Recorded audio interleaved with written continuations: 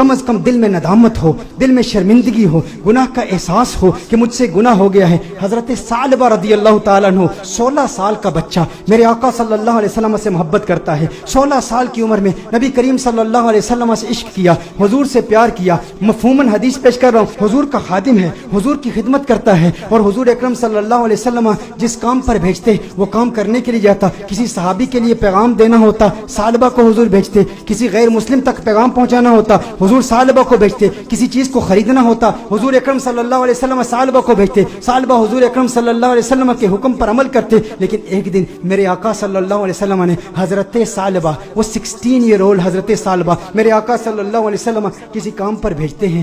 آدھے دن کا کام تھا لیکن بہت وقت ہو گیا، ثعلبہ واپس نہیں آئے۔ ثعلبہ کہاں گئے؟ جب واپس آ رہے تھے تو دیکھا کہ ایک حمام ہے، اس حمام میں ایک عورت نہا رہی ہے، ایک پردہ لٹکا ہوا ہے، ہوا کا تیز جھونکا آتا ہے، پردہ اٹھتا ہے، ان کی نظر اس عورت پر پڑ جاتی ہے۔ ان کے دل میں کچھ رغبت ہوئی، کچھ میلان ہوا، دل میں خیال آیا، ہے ثعلبہ دوسری نظر تو حرام ہے لیکن آج تو نے کیا؟ آج تو نے اس عورت کو دیکھ لیا، یہ عورت نہا رہی تھی، تو نے اس حالت میں دیکھ لیا۔ تیرا دعویٰ یہ ہے کہ تو حضور اکرم صلی اللہ علیہ وسلم کا غلام ہے۔ اتنی کم عمری میں اللہ جل وعلا نے تجھے اتنا بڑا مقام دیا، اتنی بلندی دی، دنیا تجھے خادم مصطفیٰ کہتی ہے، دنیا تجھے حضور اکرم صلی اللہ علیہ وسلم کا صحابی کہتی ہے، حضور کا خدمت گزار ہو کے اس عورت کو تو نے دیکھا۔ ثعلبہ پر رکت طاری ہو گئی، اس قدر روئے، چہرہ آنسوؤں سے بھیگ گیا۔ ثعلبہ روتے ہوئے اپنے آپ سے یہ کہتے ہیں، ہو نہ ہو میرے آقا صلی اللہ علیہ وسلم پر یہ وحی نازل ہو چکی ہوگی، اللہ نے کلام کیا ہوگا کہ ثعلبہ منافق ہو گیا ہے، حضور اکرم صلی اللہ علیہ وسلم کی خدمت میں رہنے والا،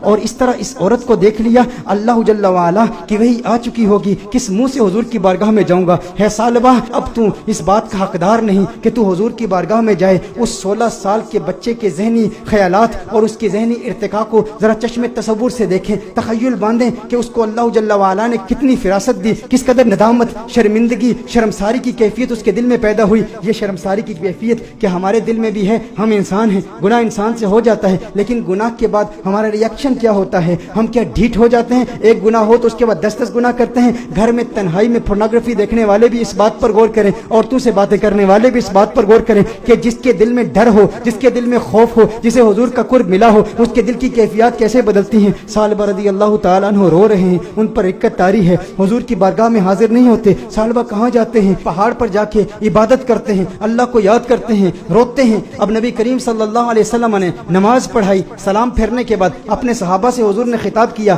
ہے صحابہ ثعلبہ کہاں ہے؟ ایک کام پر بھیجا تھا۔ صحابہ عرض کرتے ہیں، یا رسول اللہ صلی اللہ علیہ وسلم ثعلبہ تو آدھے دن کا کام تھا، ابھی تک واپس آئے نہیں، ابھی واپس پہنچے نہیں۔ نبی کریم صلی اللہ علیہ وسلم نے ارشاد فرمایا، تم جاؤ ثعلبہ کو تلاش کرو۔ ایک ہفتہ گزر گیا، ثعلبہ نہیں مل رہے، لوگ ثعلبہ رضی اللہ تعالیٰ عنہ کو تلاش کر رہے ہیں۔ دوسرا ہفتہ گزر گیا، تیسرا ہفتہ گزر گیا، میرے آقا صلی اللہ علیہ وسلم نے حضرت فاروق اعظم رضی اللہ تعالیٰ عنہ اور حضرت سلمان فارسی رضی اللہ تعالیٰ عنہ جیسے جلیل القدر صحابہ کا انتخاب کیا، کہا تم جاؤ اسے تلاش کرو۔ میرے آقا صلی اللہ علیہ وسلم نے ان صحابہ کرام علیہم رضوان کو بھیجا۔ اب یہ صحابہ تلاش کر رہے ہیں، 40 دن ہو گئے، گلیوں میں تلاش کر رہے ہیں، بازاروں میں تلاش کر رہے ہیں، دیہاتوں میں تلاش کر رہے ہیں۔ آخر وہ وقت آیا کہ جب وہ شہر کے مضافات تک پہنچ گئے، وہاں پر بلند پہاڑ تھے، چرواہوں کو دیکھا، ان سے پوچھا، کہا اتنا قد ہے، اتنی عمر ہے، رنگت ایسی ہے، نقوش ایسے ہیں، کیا اس بچے کو تم نے دیکھا ہے؟ یہ بچہ 40 دن سے غائب ہے، ہمیں نہیں مل رہا۔ انہوں نے کہا، کیا تم اس رونے والے بچے کا ذکر کرتے ہو؟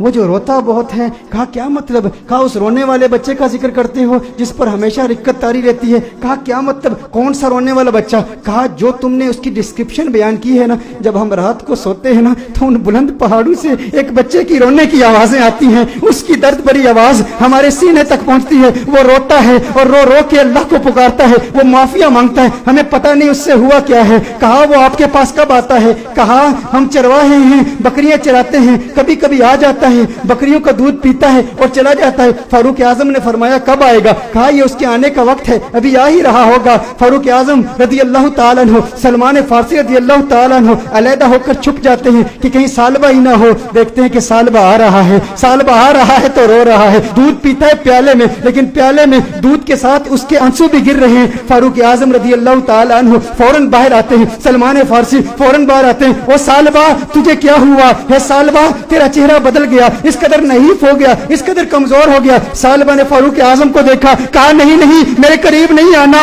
ثعلبہ منافق ہو گیا ہے، وہی آ گئی गई है, अल्लाह ने फरमा दिया है। कहा काहे की बातें करता है, कैसी बातें करता है? कहा नहीं नहीं, मैं इस लायक नहीं कि तुम मेरे करीब हो जाओ, मैं जानता हूँ हुजूर तक पैगाम आ गया है, मैं डरता हूँ। कहा सालबा हमारे साथ हो। फारूक आजम ने फरमाया हमें हुजूर का हुक्म है। सालबा ने भागने की कोशिश की। कहा किस मुंह से आका की बारगाह में जाऊं, उस चेहरे बद्दुहा को भी देखता हूं और इन हसीनाओं को भी देखता हूं। कहा सालबा आका का हुक्म है। फारूक आजम ने फौरन सालबा को पकड़ा, हुजूर की बारगाह में पेश करते हैं। सालबा कमरे में जाते हैं, इस कदर बीमार हैं, इस कदर कमजोर हो गए हैं, एक सेहतमंद बच्चा इस कदर कमजोर हो गया रो रो के। सालबा रदी अल्लाह ताला अन्हु 40 दिन मुसलसल पहाड़ों में रोते रहे। अब कमजोरी की वजह से बैठ भी नहीं सकते, बिस्तर पर लेट जाते हैं और फिर उसके बाद मेरे आका सल्लल्लाहु अलैहि वसल्लम कमरे में तशरीफ लाते हैं।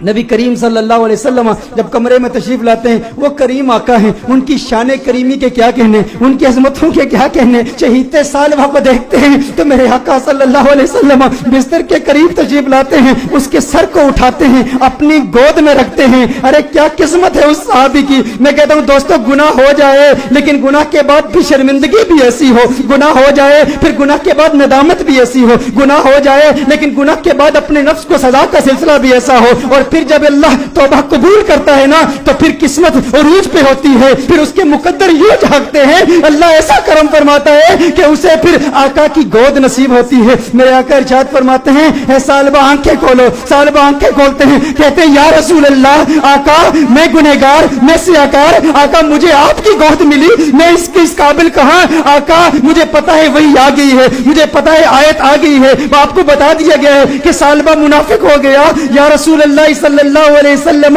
मैं इस काबिल नहीं कि आपकी गोद में लेटूं। सालबा कहते हैं या रसूल अल्लाह सल्लल्लाहु अलैहि वसल्लम, मैंने एक औरत को यूं देख लिया, मेरे आका ने इरशाद फरमाया तो फिर तू तौबा कर ले। सालबा कहते हैं मुझे डर है इस बात का कि जहन्नुम के निचले दर्जे में मुझे फेंका जाएगा, मुझे जलाया जाएगा। हुजूर ने इरशाद फरमाया मोमिन डरता भी तो है लेकिन मोमिन की एक और कैफियत भी है, वो उम्मीद की कैफियत है। कहा अल्लाह से उम्मीद क्या रखता है? कहा उम्मीद तो ये है कि मेरा अल्लाह मुझे माफ कर देगा। हुजूर ने इरशाद फरमाया फिर अल्लाह से जो तू जन रखता है अल्लाह को अपने जन के मुताबिक पाएगा, ये उम्मीद रख कि मेरा अल्लाह तुझे माफ कर देगा। हुजूर अकरम सल्लल्लाहु अलैहि वसल्लम ने दस्ते दुआ बुलंद किए, सालबा को दुआएं दी। जब सालबा खुश हो गए कि मुझे आका की दुआएं मिली और मेरे मुनाफिक होने के हवाले से कोई आयत नाजिल नहीं हुई, तो उस वक्त सालबा हुजूर से अर्ज करते हैं या रसूल अल्लाह सल्लल्लाहु अलैहि वसल्लम, यूं महसूस कर रहा हूं जैसे मेरे जिस्म में हजारों कीड़े रेंग रहे हैं, इस कदर दर्द महसूस कर रहा हूं। मेरे आका रोने लगे, या रसूल अल्लाह सल्लल्लाहु अलैहि वसल्लम, आका क्यों गिरिया फरमा रहे हैं, आका क्यों रो रहे हैं? मेरे आका ने इरशाद फरमाया ए सालबा, तेरी मौत का वक्त आ गया है, मलकुल मौत आ रहे हैं, तेरे जाने का वक्त आ गया है। सालबा ने देखा अरे मुकद्दर वाला है वो जिसकी मौत आका की गोद में हो, काश यूं मौत आए मेरे हम नशी नजाका और हो जाए मंजर हसी, काश यूं मौत आए मेरे हम नशी नजाका और हो जाए मंजर हसी, वो उधर अपनी जुल्फे सवारा करे और इधर दम हमारा निकलता रहे। अरे कैसा किस्मत वाला है, आका की गोद में सालबा की मौत वाक़ हो गई, सालबा की रूह कफ़स उनसरी से परवाज कर गई। मेरे दोस्तों यही पैगाम है, अगर चाहते हो आका का करम मिले तो आज मिलाद की महफिल का ये पैगाम ले जाओ कि गम का एक सबब गुनाह भी है, अगर तुम गुनाहों से तौबा करोगे डिप्रेशन खत्म हो जाएगी, हुजूर का प्यार मिलेगा, हुजूर की मोहब्बत मिलेगी, हुजूर का इश्क मिलेगा। वालिदैन को वक्त दो, अपने बच्चों को वक्त दो, नमाजों में इस्तिकामत हासिल करो, गुनाह जो किए उनसे तौबा करो, जो नमाजें कज़ा की हैं, जो रोजे कज़ा किए हैं उनकी कज़ा उमरी करो, हुस्न अखलाक से पेश आओ, जो रिश्तेदार नाराज हैं सिला रहमी के जज्बे के साथ उनसे मुलाकात करो, वो पूछे क्या हो गया है, मेरे घर में आज क्यों आया है, कभी नहीं आया। कहा तुझे नहीं पता कल कंजुल हुदा में महफिल मिलाद हुई थी, आका का मिलाद हुआ है इसलिए आया हूँ। अरे जिससे मिल रहा है वैसे तो तेरे चेहरे पर 12 बजे होते हैं, आज मुस्कुरा क्यों रहा है, क्यों मुस्कुरा रहा हूँ? कल हुजूर की मिलाद की महफिल थी, मिलाद हुई है, मिलाद ने मुस्कुराना सिखा दिया, मिलाद ने जिंदगी गुजारना सिखा दिया, मिलाद ने गुनाह से तौबा करना सिखा दिया, मिलाद ने डिप्रेशन से बचना सिखा दिया। मेरे दोस्तों आओ आज दिल में ये पुख्ता इरादा करो, हम गुनाहों से बचेंगे।